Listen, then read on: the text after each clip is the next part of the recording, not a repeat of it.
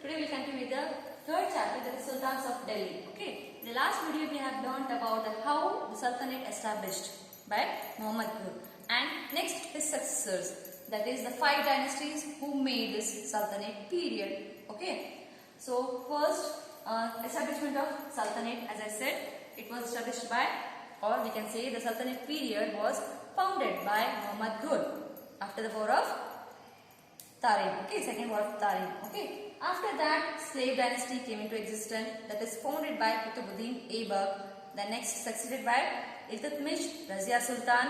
Okay. The next dynasty that came into existence was Khalji dynasty. Yes, in the last video we have learnt about the Khalji dynasty. And in Khalji dynasty we have learnt about the Jalaluddin Khilji, the founder of the Khalji dynasty. And next we have learnt about most powerful prominent ruler, that is Alauddin Khilji. Okay. So in this video we are going to continue with the Tughlaq dynasty. Means after Alauddin Khilji, the Khalji dynasty came to an end. The next dynasty who ruled over Delhi, that was Tughlaq dynasty, or we can say who continued the Sultanate period, that is Tughlaq dynasty, who ruled from 1320 to 1414. Okay, this was the period when Tughlaq dynasty was ruled. They were ruled in our country. So let's start with the Tughlaq dynasty. So first, this Tughlaq dynasty was founded by Ghiyazuddin Tughlaq. I will repeat once again. Tughlaq dynasty was founded by Ghiyazuddin Tughlaq, who ruled from 1320 to 1325. Okay. So see here, guys. So Ghiyazuddin was an efficient, experienced administrator. Ghiyazuddin, the founder of the Tughlaq dynasty, he was an efficient, experienced administrator. Along with that, he was an able military commander. He was an able military commander. Okay. So his older, and we can say, or his ancient, like we say, ancestors, like Khalji dynasties, I said, Alauddin Khilji, which who introduced new revenue collections and all. It was liberalized by him, and he liberalized the various harsh measures which were imposed by Alauddin Khilji during his period, and he restored, that is Ghiyazuddin Tughlaq restored the peace and order in his city or in his empire. I do it once again. Ghiyazuddin Khilji, Ghiyazuddin Tughlaq liberalized all the various harsh measures which were imposed by Alauddin Khilji. Along with this, he restored law and order in his empire. So he built the fortified city of Tughlaqabad during his period. The fortified city means the city which was built with the long walls, we can say. Okay. So he built an fortified city of Tughlaqabad during his rule. In this way, he died in the accident in the year 1325. Okay. So he died in an year or in an accident in the year 1325 AD. So in this way, Ghiyazuddin's rule came to an end. Okay. Next, his successor was Muhammad bin Tughlaq. So he died in the year 1325 in an accident. Next, his successor was John Khan. Do you know who is John Khan? Yes, he took the title of Muhammad bin Tughlaq, the next ruler of the Tughlaq dynasty, who ruled from 1325 to 1351. So in this way, Ghiyazuddin Tughlaq was succeeded by his successor John Khan, who took the title of Muhammad bin Tughlaq. Okay, so we'll learn about Muhammad bin Tughlaq, who was known as the wisest fool. Do you know why he is known as? Yes, I'll explain you now. Okay, now we'll continue with the Muhammad bin Tughlaq. As I said, Ghiyazuddin Tughlaq was succeeded by his successor, that is known as Junaid Khan, who was named as Muhammad bin Tughlaq later. Okay, so he ruled our country from 1325 to 1351 AD. I will repeat once again. Muhammad bin Tughlaq, he ruled our country from 1325 to 1351. Okay, so let's begin with Muhammad bin Tughlaq. So he was a great scholar, versatile genius, we can say, because he was well versed in so many subjects. Okay, well talented, we can say, or multi-talented person who has knowledge of philosophy. He was a great scholar, philosophy, mathematics, political science. Okay, so in this way he was known as multi-talented person. or versatile genius we can call him. So these all information we get from the reports of the information which was provided by the foreign traveler, that is Ibn Battuta, who travelled from Morocco to India. Later on, he was appointed as a Qazi under Muhammad Tughlaq. Okay, so I will once again, a foreign traveler, Ibn Battuta, travelled from Morocco to India.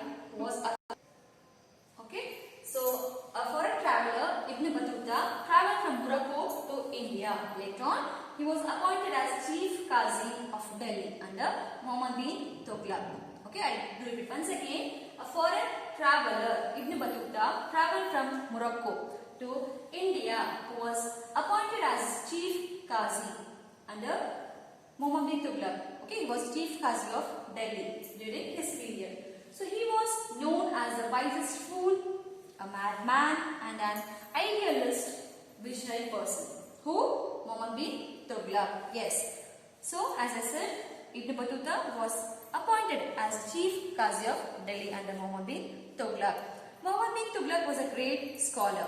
Under him, the Sultanate period went to a great extent, to the highest peak. Okay, so he was well versed in the various branches of learning. That's why we know him as a versatile genius. Okay, we call him as a versatile genius because he was well versed in the learning such as logic, philosophy, mathematics, astronomy, and political sciences, or we can say physical sciences. Okay, I do it once again. He was well versed in the several branches or various branches of learning such as mathematics, philosophy, logic, astronomy, and physical sciences. That's why he was known as a versatile genius person, or we can say as a multi-talented person. Many of his ideas were very sensible, like such as the revenue system or shift of the capital. These decisions which we took was sensible and rational, but they were poorly extended or executed. That is why he was known as a wisest fool. I will repeat once again. Many of his ideas were very sensible and rational, but they were poorly executed.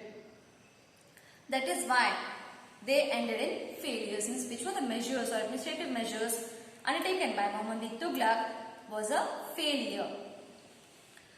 He had great ideas and plans that failed because common people could not understand them. I said no, he was known as the wisest fool. Means whatever measures he took, they were sensible and rational. The common people were not able to understand the measures or the decisions taken by Muhammad bin Tughlaq.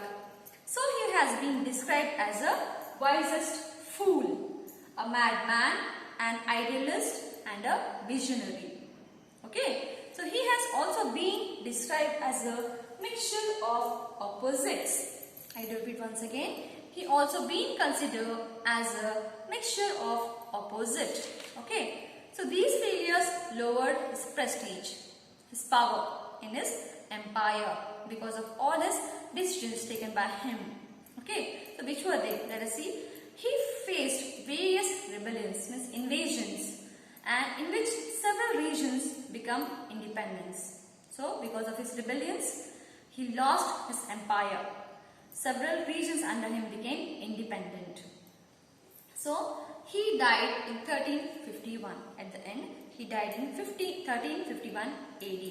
So some of his administrative measures taken by Muhammad bin Tughlaq were: first, he raised the land tax in the Doab region, that is, the king's timing was not good. Doab region is what? The Deccan part or the empire.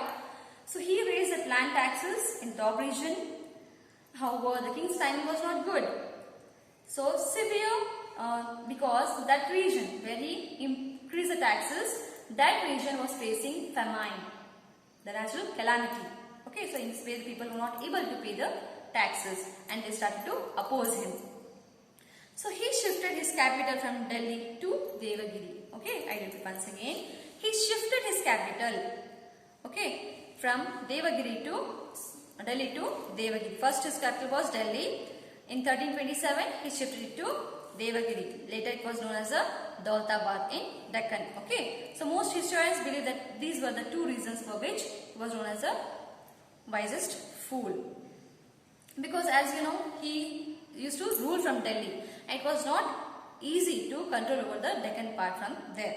It was the farthest extent from there. So he shifted his capital from Delhi to Devagiri in 1327, which was renamed as Daulatabad afterwards. Okay. So he introduced a new token currency in 1329. Okay. So as we have learnt about Iltutmish, who introduced the silver coins and even the copper coins, tankas and jittals. In the same way, he also introduced a new token currency in 1329, which were made up of brass and copper for daily use, day-to-day uses we can say. Because it was shortage of silver at that time, so he introduced the coins which were made up of brass and the copper.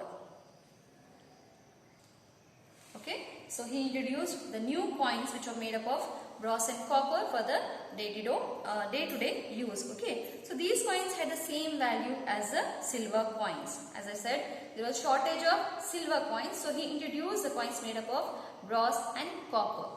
But what happened next? Further, they could exchange these coins for the silver coins at any time, however, from the royal treasury. That is from the king's treasury. Okay, so Muhammad bin Tughlaq, however, he failed to check the illegal minting of the coins. It means the people started to mint the same coins, copy the same coins and mint the coins at their home. Because the design of the coins was very simple and enough to copy. Okay, so in this way, the ordinary craft people, they started to bring the copper and brass in bulk and they started to mint the coins at home. Okay, so this happened after introduction of the coin. So the kingdom was flooded with the forged coins. It means the copied coins. We can say the like false coins. So money lost its value during his period. So trade suffered. Foreign merchants refused to accept these coins which were introduced or which were like we can say that it is not correct value for the money. So the treasury became empty. Okay. So the experiment was soon withdrawn. Barani, as I said, a foreign traveler. Okay. Barani, he wrote that heap of bronze coin rose like a mountain near Tughlaqabad. That is the capital city of the Tughlaq dynasty at that time. Okay. So in this way, these were the failure measures which was introduced by the Muhammad bin Tughlaq. I hope children have understood. Next, this Tughlaq dynasty was continued or succeeded by the Firoz Shah Tughlaq. Okay. So next video we will continue with that. Thank you everyone.